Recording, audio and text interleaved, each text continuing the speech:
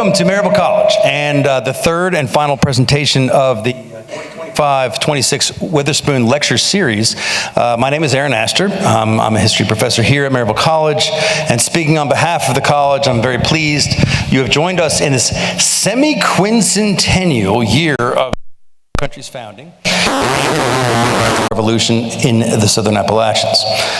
For the last 5 years, our president, Dr. Brian Coker, has focused the college's efforts on becoming more, quote, of and for the region. Using opportunities like this lecture series to align on that mission are important. And from the incredible attendance we have seen this semester, including the last two lectures, it appears that you agree that of and for the region is important as well.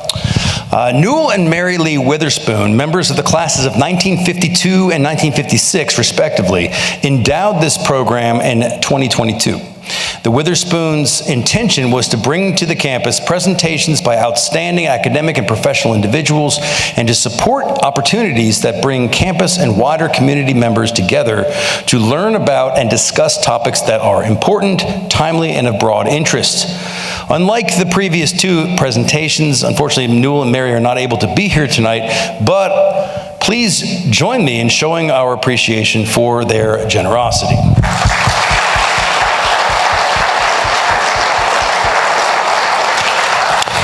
Now, before I introduce our speaker, we have a special presentation to which I'd like to call your attention.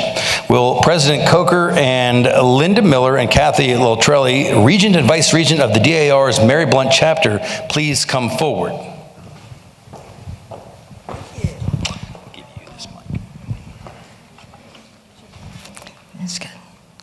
DAR America 250 commendation medals and certificates are awarded to non-member individuals and groups who have made outstanding contributions to preserving the legacy of the American Revolution. Recipients of this award are recognized for their dedication to honoring Revolutionary War patriots, educating the public, and raising community awareness during America's 250th anniversary. Because of the Witherspoon Family Endowment and the work of Maryville College in providing the Witherspoon Lecture Series, Revolution in the Southern Appalachians and the Making of East Tennessee, the Mary Blount Chapter National Society, Daughters of the American Revolution, along with our sister chapters of East Tennessee, are proud to present you with the DAR America 250 Commendation Medal and Certificate.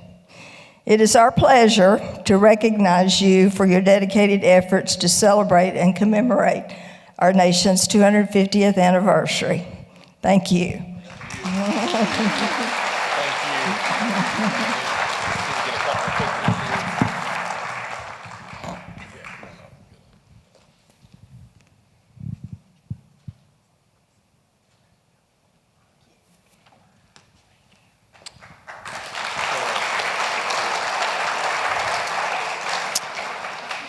We appreciate the support of the DAR Mary Blount chapter. Many are in attendance here this semester. And we also need to thank the East Tennessee Historical Society, which is recording all of this year's Witherspoon lectures to share with audiences later this spring. I should mention, by the way, that the first lecture was my own from a month ago. Is actually just went live, I think yesterday.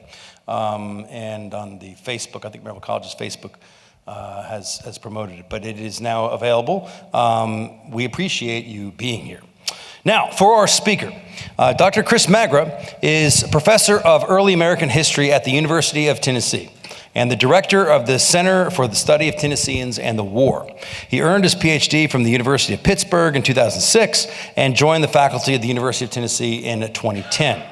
Dr. Magra's areas of expertise span the maritime dimensions of the American Revolution, slavery, the Trans-Appalachian South, and the history of food and agriculture in the Atlantic world. He's been selected for several teaching awards and fellowships and has overseen the theses and dissertations of several graduate and doctoral students, including Dr. Michael Lynch, who was our last speaker in this series. With a commitment to public history and community engagement, Dr. Magra has published 2 books on the American Revolution. The Fisherman's Cause examines the New England cod fisheries and the transatlantic business rivalries and resource competition among fish merchants that helped bring about the imperial crisis. His book, Poseidon's Curse, explains why British naval impressment contributed to the origins of the Revolution. He's currently completing an edited collection of essays on the military history of the Declaration of Independence that will be out with the University of Tennessee Press in July for the 250th anniversary. I should mention that after his talk, Dr. Magra will take questions from the audience following this presentation, and so if you have questions for him, please make your way to a microphone during this session. So again, welcome and thank you for attending, and join me in welcoming Dr. Chris Magra to the podium. I think this is the one.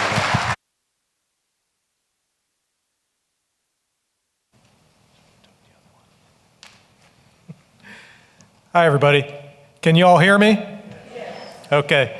I don't use a microphone when I teach, and I taught the American Revolution this morning. It was Lexington and Concord Day, Bring a Friend Day in my American Revolution course. It's my favorite class to teach.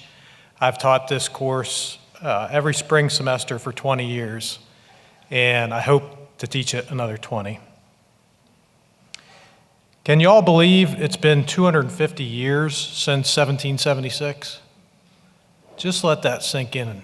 250 years. We're blessed to have lived in a nation that survived divisive days. The United States has made it through at least one civil war, 2 world wars. And this year, more than ever, we celebrate perseverance despite division.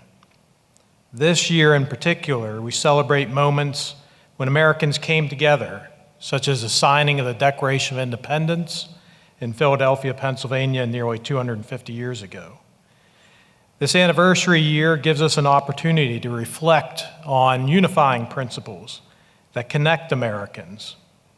Principles such as democracy and self-governance, which were first established in our region, in Watauga, in 1772. I want to thank Newell and Mary Lee Witherspoon and their entire family for this lecture series. We need more opportunities such as this to come together as Americans. And I'm grateful to Dr. Aaron Astor for the invitation, and grateful to the East Tennessee History Center for filming this, and forever grateful to the Daughters of the American Revolution.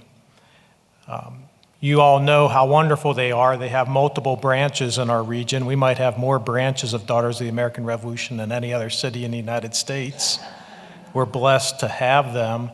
What you might not know is that this year they were offering $25,000 for student essays on the American Revolution, and they were offering 10 of those essay prizes. I gave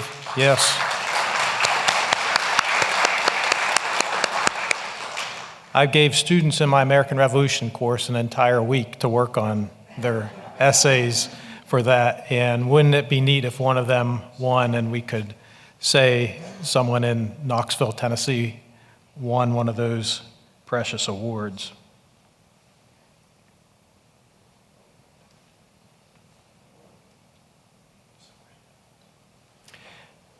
How many of you were here for the first lecture in this lecture series? Look at all those hands. Now, of those hands that are up, how many of you got extra credit from Dr. Astor? How many of you were here for the first 2? All 3? Look at that. All right. That's fantastic. There were a lot of hands, Dr. Astor. Southern Appalachia was the epicenter of American self-governance. In between 1763 and 1776, the tension between restrictive British imperial policies and the irrepressible westward movement of settlers, such as John Sevier and his family, turned the Appalachian Mountains into democratic testing grounds. On the edges of the empire, isolated communities were forced to navigate a vacuum of political authority. The Watauga settlers established the first independent constitutional government on the continent years before the formal separation from Great Britain. These settlers were part of the transformation of North American borderlands between 1763 and 1776. The origins of Wataugan self-governance can be traced to the end of the French and Indian War, a conflict that fundamentally restructured the geopolitical map of North America. The 1763 Treaty of Paris granted Great Britain sovereignty, and that's a big word, sovereignty, over a seaborne and territorial empire of staggering proportions. This vast acquisition brought immediate administrative and financial crisis that the Crown was ill prepared to handle. The British government faced an enormous national debt, nearly double what it had been before the French and Indian War. To ministers in London, the American colonies were a valuable resource that now required expansive protection. They calculated that the costs of defending a dispersed frontier population against indigenous resistance would far outweigh any immediate tax revenue generated from those lands. To mitigate these challenges, prevent further costly conflicts, King George III issued the Royal Proclamation of 1763 on October 7th. This decree was a pivotal shift in imperial administration, establishing 4 new colonies while effectively closing the western frontier to expansion. It drew a red line along the crest of the Appalachian Mountains, designating all land to the west as an Indian reserve. The proclamation signaled the end of solitary neglect, the era during which Britain had largely allowed the American colonies to manage their own internal affairs. For the first time, the Crown was asserting a direct, restrictive authority over where settlers could live. Nearly 10,000 British soldiers were stationed along the frontier to enforce the proclamation line. This was a military deployment that Americans were expected to finance. This standing army became a source of deep resentment for settlers who viewed them not as protectors but as jailers. The proclamation line was not merely a geographic boundary, it was a legal assertion that the king held ultimate sovereignty over the American lands. It challenged the colonial charters that many believed granted colonies land from sea to shining sea. This geographic restriction became the first in a long list of grievances that led Americans to question the legitimacy of British administration. During the 1760s, the Watauga region was a domain of the long hunters, men who disappeared into the wilderness for months or years at a time to hunt deer and gather pelts. Men such as Daniel Boone and Caspar Mansker were active hunters in this region.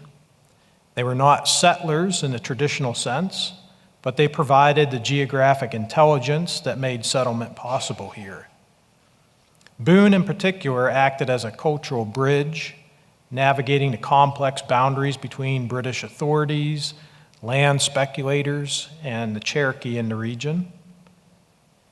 These hunters were the first to identify the Watauga fields for settlers, ancient indigenous agricultural sites that provided ready-made clearings for the first cabins, sparing the initial pioneers the Herculean task of clearing virgin forest. Watauga Settlement began in earnest following the Treaty of Fort Stanwix in 1768 that spurred westward expansion into the Ohio River Valley and regions further south. However, the British Crown's proclamation of 1763 was still in force, and it had strictly forbidden settlement west of the mountains. The people who ignored this mandate and crossed the mountains were, by definition, outlaws. Yet they were not lawless men.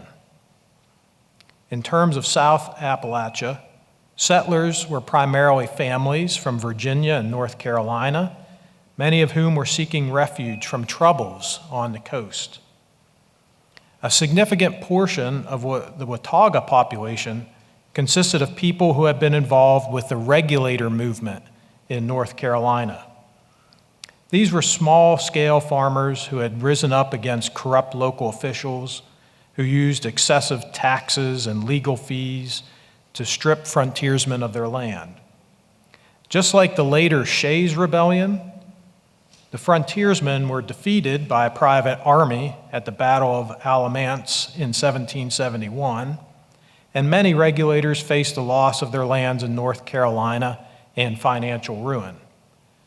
For them, the Watauga Valley was not just a new home, it was a sanctuary from a government they viewed as predatory.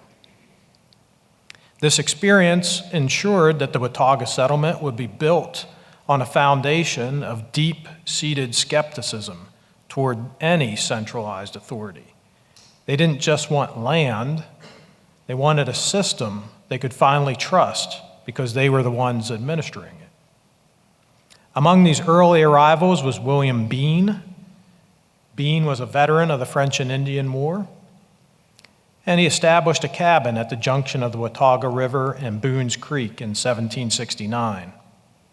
His arrival signaled the beginning of a migration pattern that saw hunters, farmers, and disgruntled taxpayers trickling over the mountains, carrying little more than their hunting rifles, their livestock, and a fierce desire for a better way of life.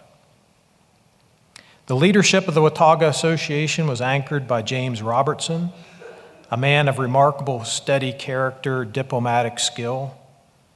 Born in Virginia, raised in North Carolina, Robertson was a regulator who sought a life free from the heavy-handed taxation of North Carolina's Governor William Tryon. Robertson was not a firebrand. He was a businessman and a diplomat. He recognized that for the settlement to survive, it needed a formal structure, both to resolve land disputes and to maintain peace with the neighboring Cherokee. When a British survey of 1771 revealed that the settlers were illegally located on native land, it was Robertson who traveled to the Cherokee capital of Chota to negotiate a lease. He understood that the survival of the settlement depended on it. Robertson was a quieter version of John Sevier, who was much more charismatic. It was Sevier's legendary charisma that earned him the unwavering loyalty of the Watauga militiamen.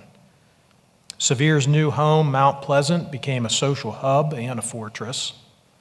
He was a quintessential citizen soldier, a man who could shift seamlessly from the surveyor's transit to the officer's sword. His ability to mobilize settlers for defense helped the Watauga settlement to survive.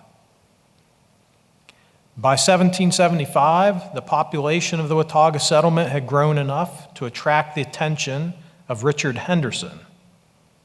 Henderson was a North Carolina judge who saw the Watauga Association as a stepping stone for his massive Transylvania Company real estate development project. While the average Wataugan was looking for 50 acres, Henderson was looking for 20 million. Watauga was a melting pot of the colonial frontier. While the leadership was largely of English and Scots-Irish descent, the community included land speculators, indentured servants seeking a fresh start, and even a small number of enslaved African Americans. Life was defined by the Watauga Fort, or the Watauga Station, a small fortified cluster of cabins that served as a defensible position. Women played a pivotal role in the survival of Watauga, though their names often appear less frequently in official records. One notable exception is Catherine Bonnie Kate Sherrill. During a Cherokee attack on Fort Watauga in 1776, She was locked outside the gates. In a moment of high drama, she scaled the stockade walls while being shot at, only to be pulled over the top to safety by John Sevier himself. This grit was not an anecdote, it was a standard. Raising children in a settlement while simultaneously managing the domestic economy was no easy balance in Watauga. The Cherokee also came and went in and out of Watauga. Leaders like Little Carpenter sought a peaceful coexistence through trade and land leases. However, his son, Dragging Canoe, represented a faction of young warriors who foresaw the eventual destruction of their way of life. Both the Cherokee and the settlers were fighting for their own versions of sovereignty. John Sevier helped the Watauga settlers achieve self-governance. Born in 1745 in the Shenandoah Valley of Virginia, Sevier was a descendant of French Huguenots. His family history was one of displacement and the search for religious and political freedom, which likely contributed to his innate distrust of centralized autocratic authority. I think the fact that his dad, Valentine, also had his life planned out for him had something to do with that as well. Sevier was a man of restless energy, possessing the rugged physicality of a militiaman and the sharp instincts of a merchant. He grew up in a world where the British government was a distant concept, and family survival depended on one's own hands and the loyalty of neighbors. By his early 20s, he was already a noted surveyor, innkeeper, and trader in the Virginia backcountry. Sevier's early biography is a story of an individual who transitioned from a loyal colonial subject to a frontier statesman. He wasn't an intellectual in the same vein as his fellow Virginian Thomas Jefferson, but Sevier was a master of practical leadership. He understood that in the wilderness, titles and royal commissions meant very little compared to competence and courage. Around 1773, Sevier moved his wife and children toward the Watauga River Valley. Sevier's leadership in these early years was defined by his ability to inspire diverse and often prickly pioneers. He was a man who could lead a scouting party one day and preside over a local court the next. His charisma made him a natural focal point for the community that was quickly realizing it was on its own.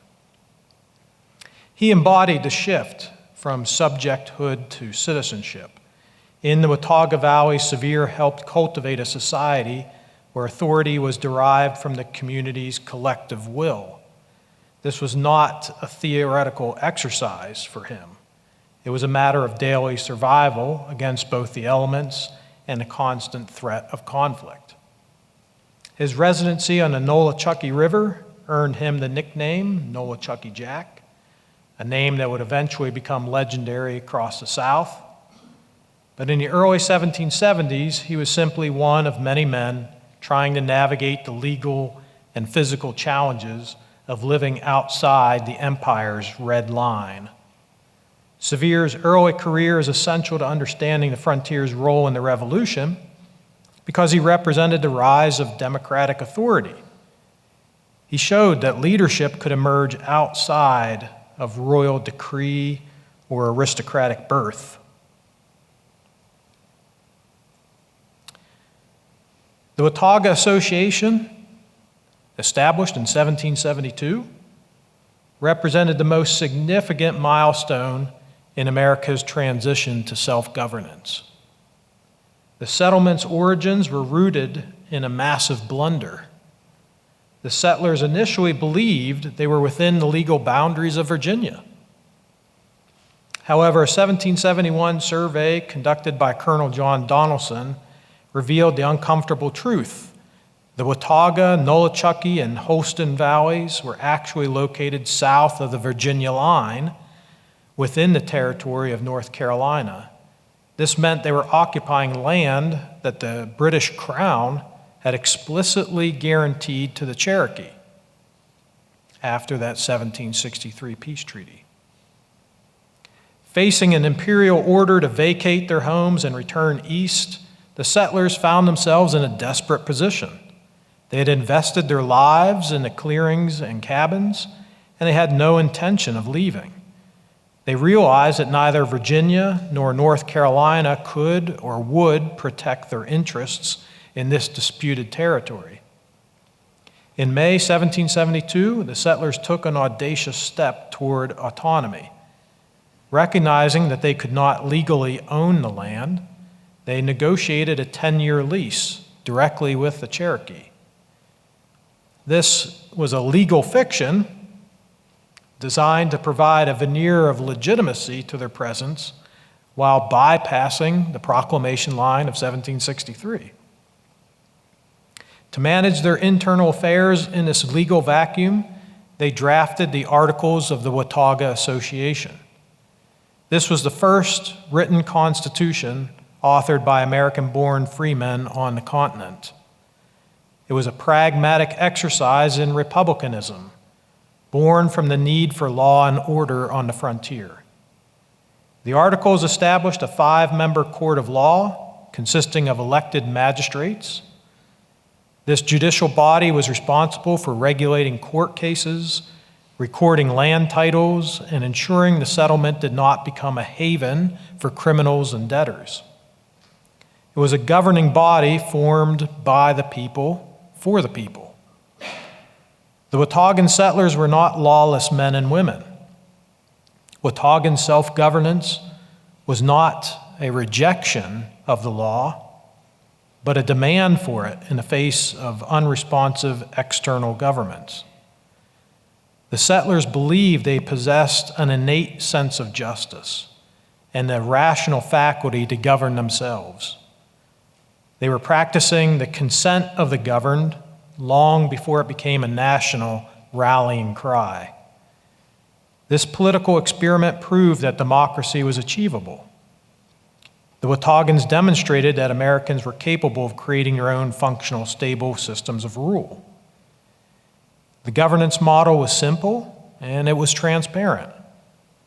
Magistrates were elected by the community and their decisions were public. They oversaw the constitution of a courthouse and a jail at Sycamore Shoals. These were physical symbols of their commitment to law and order.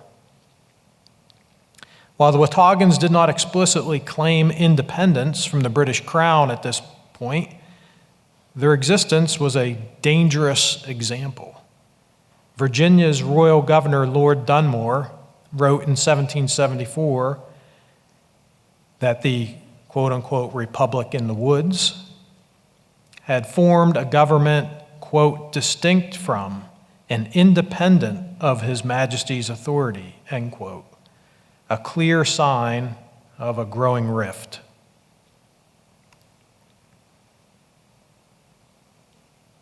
The Wataugan experiment was then put to the test by a land purchase. In early 1775, Richard Henderson formed the Transylvania Company with the goal of creating a new proprietary colony with himself at the head. This ambition led to the Treaty of Sycamore Shoals in March 1775. Henderson met with approximately 1,200 Cherokee people on the banks of the Watauga River. In exchange for trade goods valued at approximately 10,000 pounds sterling, the Cherokee ostensibly transferred roughly 20 million acres to the Transylvania Company. I don't know what 20 million acres would look like. I don't know what that would feel like. I grew up on 3 acres in western Pennsylvania, and I never want to have to mow that much grass ever again. This was one of the largest private land transactions in history. The Watauga settlers then used the momentum of Henderson's negotiations to secure their own individual permanent deeds. Settlers in Watauga converted their previous leases into ownership for additional payments of 2,000 pounds sterling. All these transactions, all of them, every single one, defied the 1763 proclamation line. They were all illegal. By treating directly with indigenous nations as sovereign entities, the settlers were essentially conducting their own foreign policy. They were asserting a right to property that bypassed the royal prerogative entirely. This challenged the 1763 proclamation, which held that only the Crown could negotiate with Native Americans for land. The land deals were controversial within the Cherokee community, and they led to a deep schism. Dragging Canoe, the son of Little Carpenter, refused to recognize the sale. He famously warned the Watauga settlers that they had purchased a quote-unquote dark and bloody ground, and he promised fierce resistance. The Wataugans, however, viewed these purchases as the final legal brick in the wall of their independence. They were no longer squatters. They were landowners with a paper trail, even if that paper was considered illegal in London. Their commitment to these deeds would eventually fuel their military resolve. Henderson and the Wataugans insisted, and this is the case that they made, friends. So if you're wondering how they're thinking about getting around this proclamation line of 63, here's their thinking, their rationale. You all ready for this? It's interesting.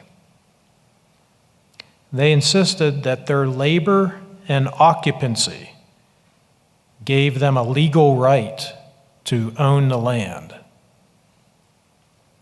They believed that the people who bled for the land and cleared the forest had a greater claim to it than a king 3,000 miles away who had never even been there. The land deals at Sycamore Shoals were the economic equivalent of the Boston Tea Party. They were a direct challenge to the Crown's monopoly on the American interior. They signaled that the settlers were prepared to create their own economy, their own way of life, independent of imperial plans. By the spring of 1775, the Watauga Association was a fully functioning, self-contained republic in all but name. They had their own laws. They had their own courts. They had their own land deeds and a growing sense of a distinct identity that was no longer British. While the Wataugans were practicing independence in the mountains, Thomas Jefferson was justifying that independence. Jefferson's connection to the frontier was both intellectual and personal. He was born in the Albemarle County in Virginia, far from the coast, and he never lost his fascination with Western lands. To Jefferson, the independent farmer owning his own land was the only true guarantor of a free republic. He viewed westward expansion not as a demographic problem to be managed, but as the essential mechanism for creating what he would later call an empire for liberty. In his 1774 treatise, A Summary View of the Rights of British America, Jefferson presented a radical theory of individual land rights. He argued that the American colonies were settled by individuals exercising a natural right to migrate and establish new societies. This was a direct defense of his fellow Virginians who had already relocated to Watauga. Jefferson asserted that when the original colonists left Great Britain, they quote-unquote left Parliament behind. He believed they carried with them the right to hold land in tenure, meaning they owned it outright rather than holding it as a grant from a feudal superior like King George III. This was a total rejection of the Crown's land policies. Jefferson characterized the Royal Proclamation of '63 as a profound injustice and an arbitrary restriction on the natural right of human beings to pursue happiness. To Jefferson, the restriction of the West was a core violation of the social contract between the king and his people. Jefferson believed the West was a safety valve of democracy. In his way of thinking, a republic could only survive if its citizens remained independent and self-sufficient.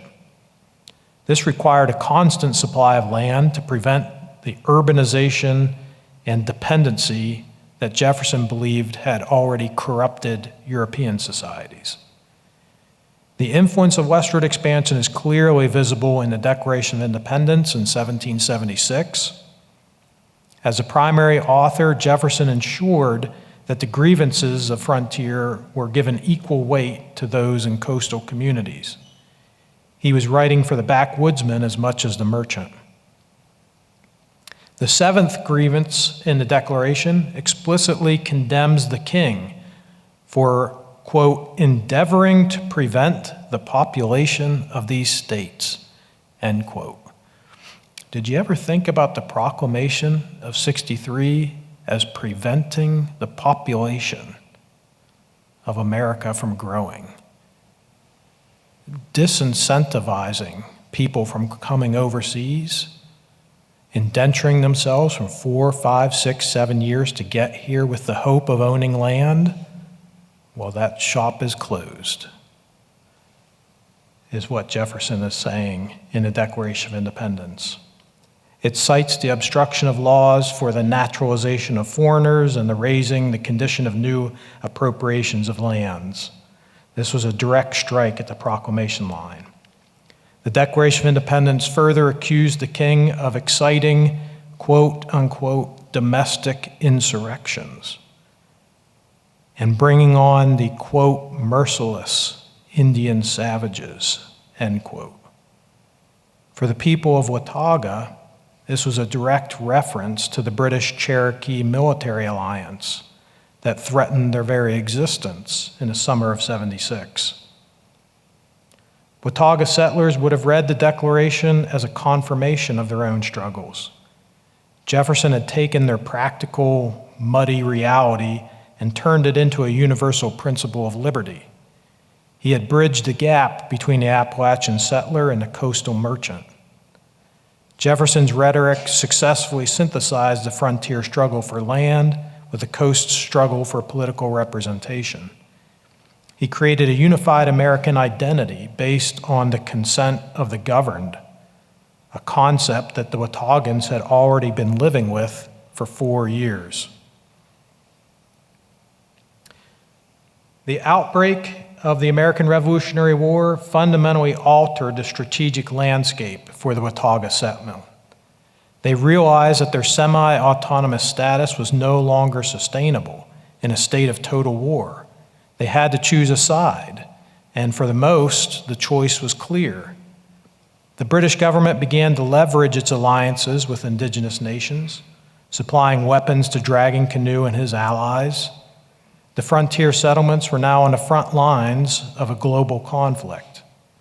The Wataugans were no longer just pioneers, they were targets of the Crown's military strategy. In the spring of 1776, the settlers reorganized their government into the Washington District. This was the first geographic area in the colonies to be named after George Washington.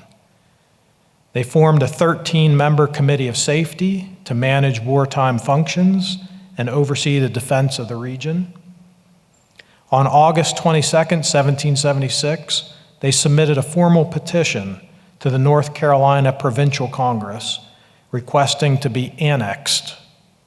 The 1776 Watauga Petition is a masterpiece of revolutionary rhetoric signed by over 400 male settlers who were ready to pledge their lives and their sacred honor to the cause. The petition was an eloquent defense of their actions over the previous years. They addressed the common slander that they were, quote unquote, lawless mob, highlighting instead their success in establishing a functional court system and maintaining order in the absence of imperial support. The petitioners cited the, quote, want of proper authority to try and punish felons end quote, as a primary reason for seeking formal legal standing. They wanted to ensure that their society remained stable, even as the storms of war gathered around them. Then they offered their military support to the Patriot cause in exchange for legal recognition. By asking North Carolina to be annexed, the Wataugans were essentially asking to be recognized as citizens of a revolutionary state, trading their total independence for a place in the new Union. North Carolina accepted the petition, officially incorporating the region as the Washington District in late '76. This move provided the settlers with the legal protection and military support that they desperately needed, while providing the American rebellion with a buffer against British-aligned forces in the interior. John Sevier's military leadership during this period was critical. In July '76, he played a key role in defending Fort Watauga against a massive Cherokee assault. His prowess as a fighter and his ability to organize the Over-Mountain men into a disciplinary force solidified the frontier's commitment to the new American Republic. The history of the frontier and the origins of the American Revolution reveal a profound link between territorial expansion and political ideology. The Royal Proclamation of 1763, by attempting to freeze American demographic expansion, inadvertently catalyzed a revolutionary consciousness on the empire's edge. The settlers of the Watauga Association didn't set out to be rebels. They were transformed into Republicans by the necessity of creating order where imperial authority had failed. They proved that the principle of self-governance was not a mere abstraction, but a practical tool for survival. The extra land purchases at Sycamore Shoals asserted a colonial right to property and contract that was fundamentally at odds with British imperial law.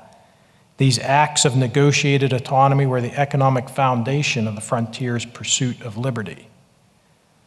Thomas Jefferson's brilliance lay in his ability to weave these frontier realities into a coherent national narrative. By framing the restriction of westward expansion as a violation of natural rights, he ensured that the American Republic would be an expansionist entity from its very inception. By the end of 1776, the Trans-Appalachian West was no longer a reserve or a wilderness in the eyes of the new American government. It was the Washington District, a vital part of a new nation that had just declared its right to exist. The 1776 Declaration of Independence was the final seal on a process that had been underway in the mountains for years. It was a formal recognition of a truth that the Wataugans had already proven, that the American spirit is defined by the courage to cross a line and the wisdom to govern the space beyond it. Thank you all.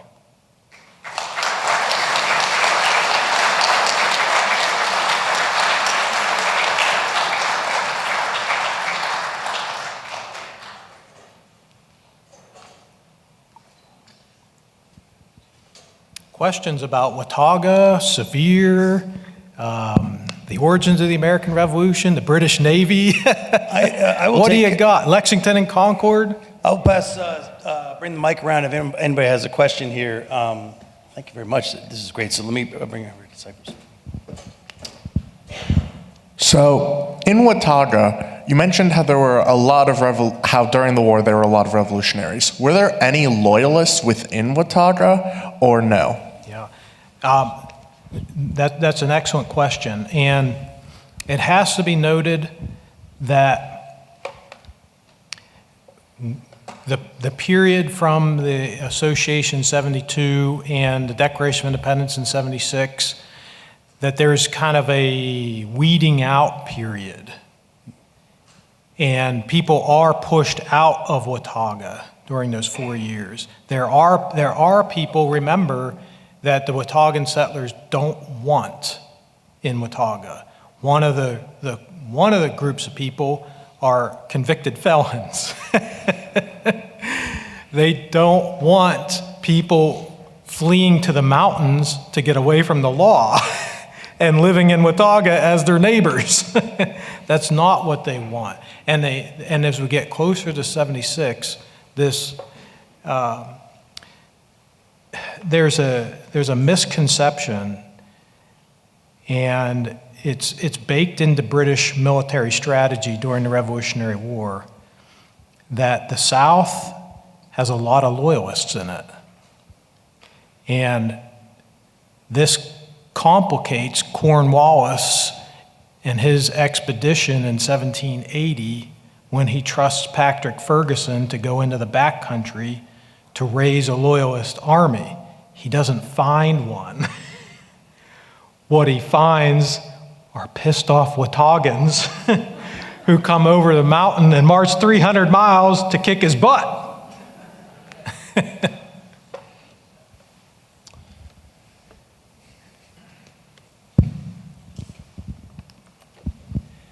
You showed a nice picture of the petition of 1776. Where does that original document exist today? So the petition, you can find this online. There are various libraries and archives that have a copy of it. The East Tennessee History Center just might check them out, but the North Carolina archives definitely do. Okay.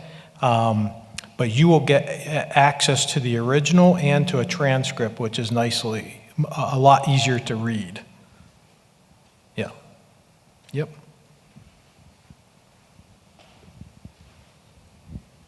How much did Thomas Jefferson know about the Watauga Settlement?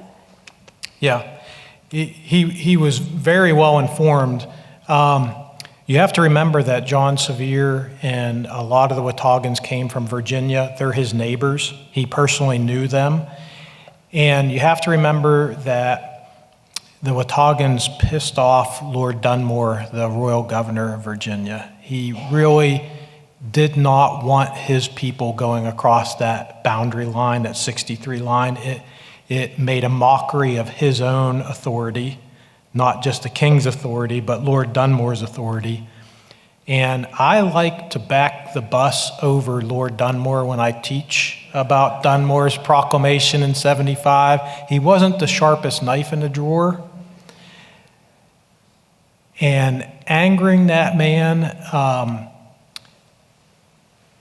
led to a lot of discussions in the Virginia legislature, the House of Burgesses, which Jefferson was a part of. He's a part of these discussions on a weekly, monthly basis where Dunmore is talking about the Republic in the woods and the evils associated. So it's on his mind for sure when he sits down to craft the Declaration of Independence and all those 27 grievances.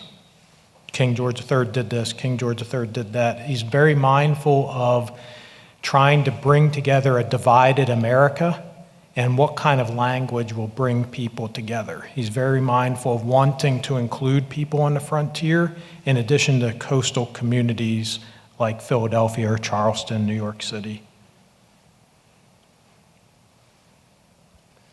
I have a question I want to ask you. Yeah, fire away. The Abingdon community, when we look ahead to the Battle of Kings Mountain, the Over Mountain men who come over, Watauga Old Fields, of course, is one of the mustering grounds, rallying points, but it's not the only one. And Abingdon, Virginia is another one. Yeah. And I'm wondering, is that a similar kind of settlement as Watauga, or is that really kind of different? My understanding is it's different in the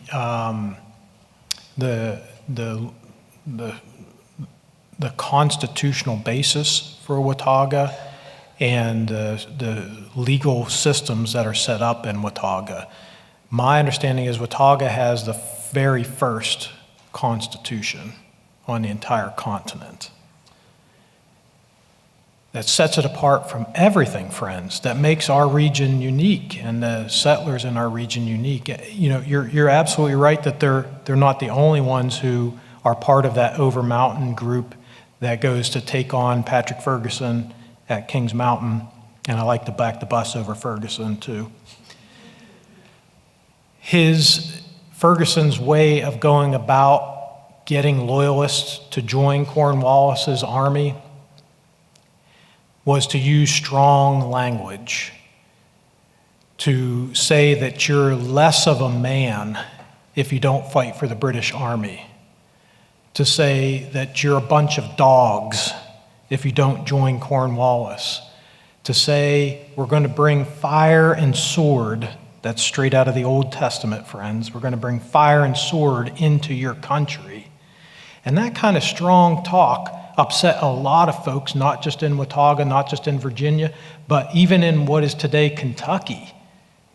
There were settlers who came to Sycamore Shoals to muster, to go 300 miles to Kings Mountain. Patrick Ferguson really he thought he was lighting a fire under people's butts to join Cornwallis, but he lit a fire under people to come and kill him. And that's what happened.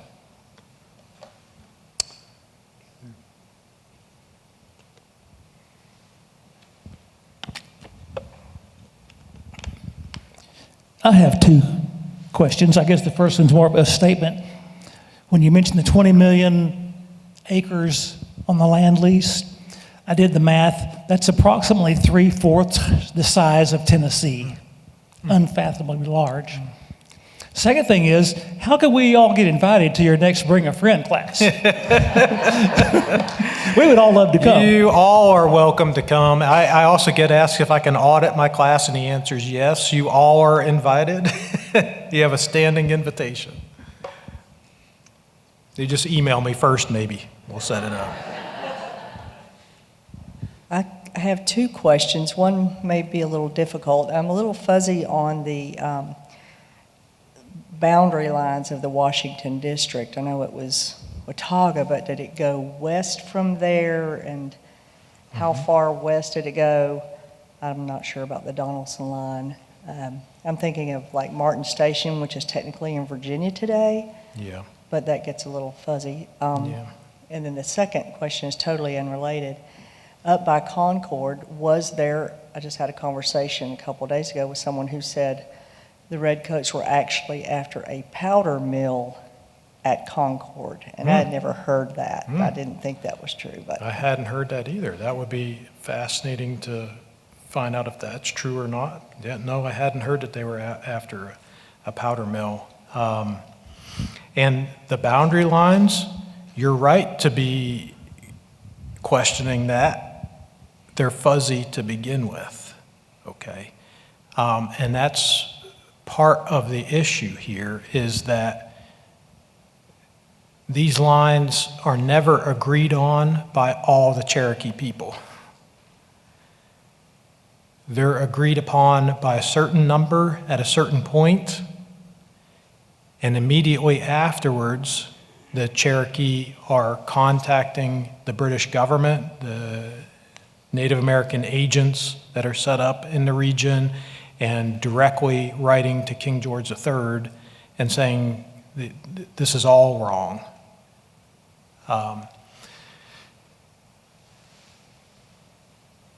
And then even after the American Revolution, those borders are then redrawn in 1790 when this whole region becomes a Southwest Territory and William Blount becomes the governor.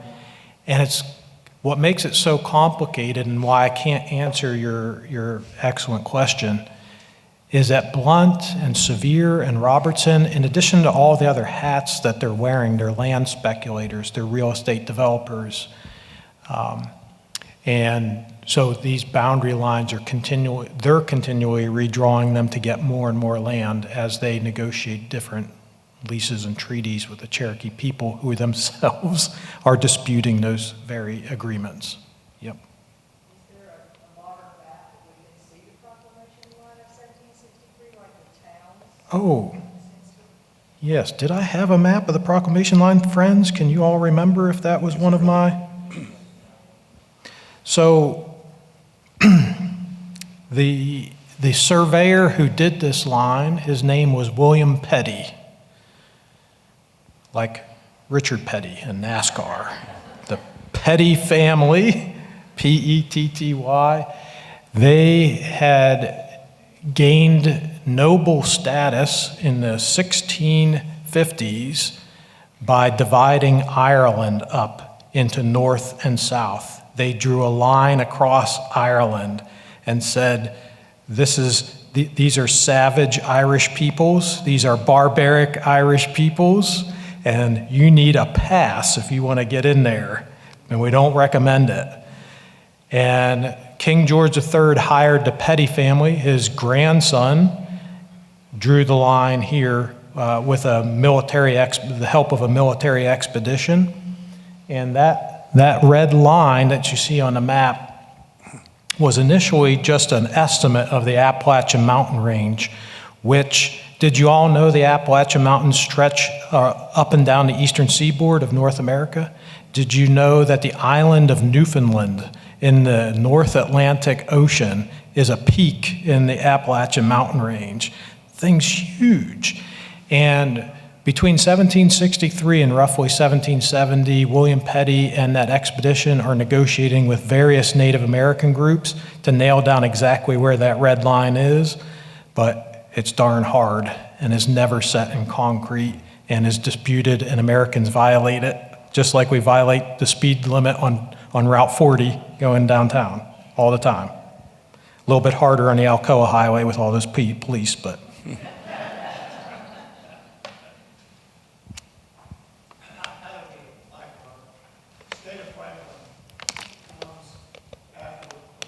Yep, 1784, yep. And that's an interesting part of this story. And one I don't get into here because I really wanted to stick it to this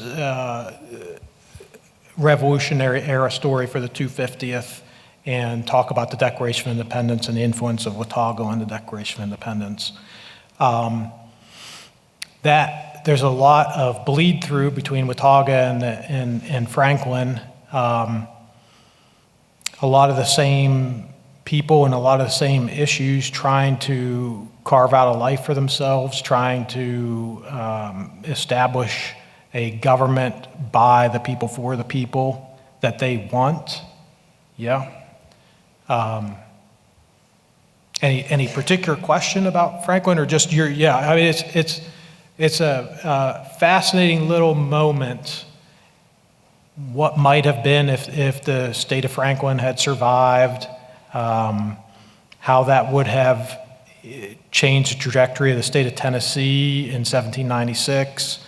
I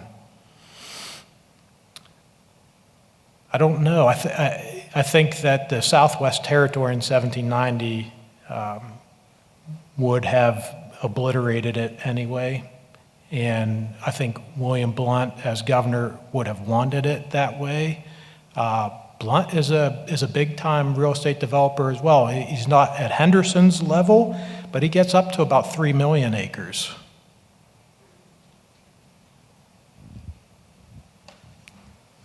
My name's Tim Holder from the Washington District on the Carter County, Tennessee today. Thank you for this presentation. Thank you. I'm so proud. Don't always create this presentation.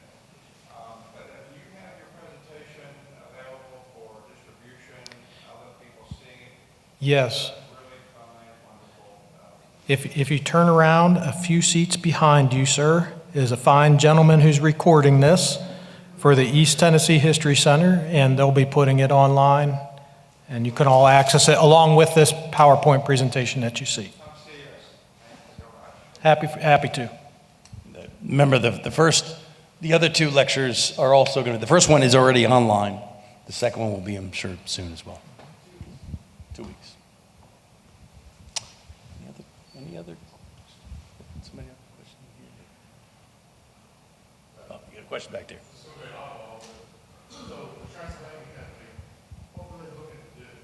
Yeah, God knows. God knows. 20 million. I mean,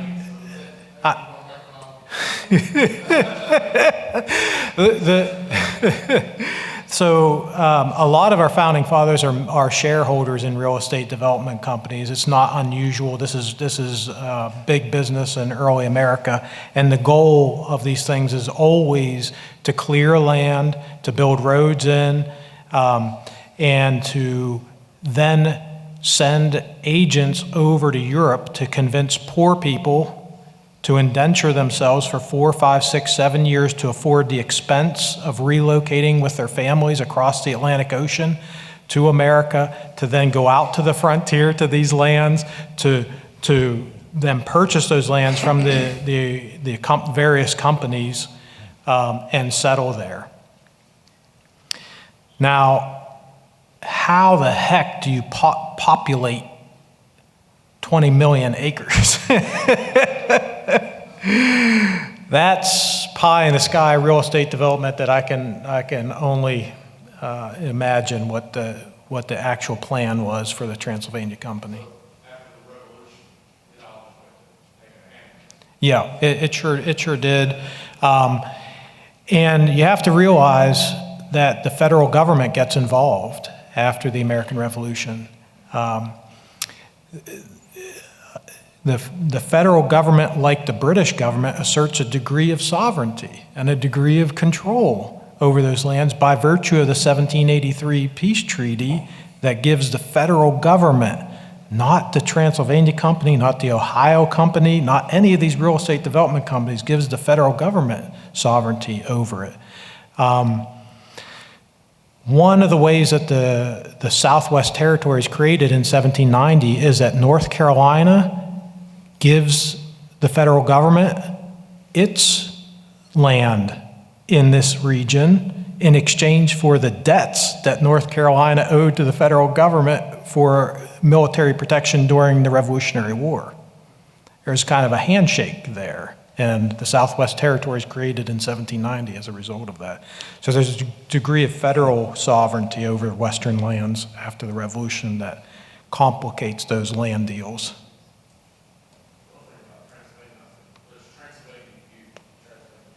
Yeah. Yeah. Yeah. Yeah. Movements generally have various points of leadership.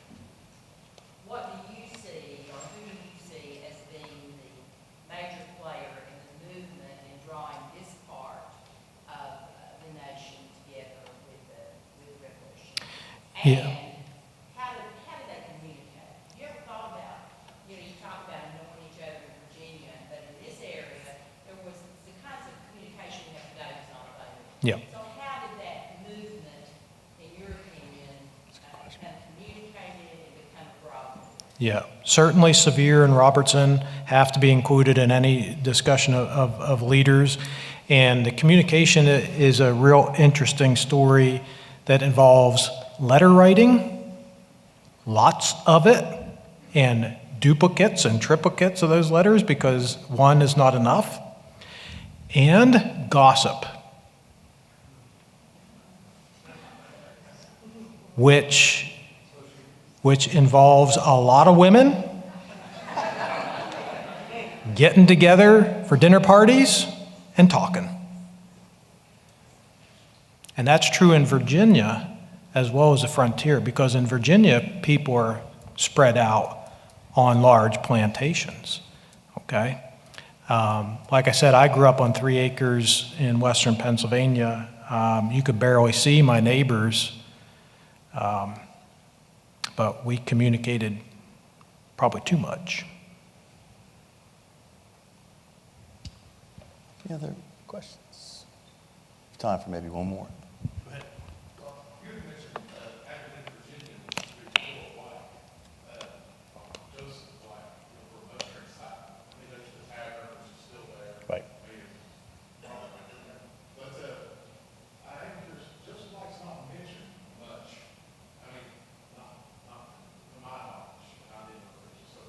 Mm-hmm.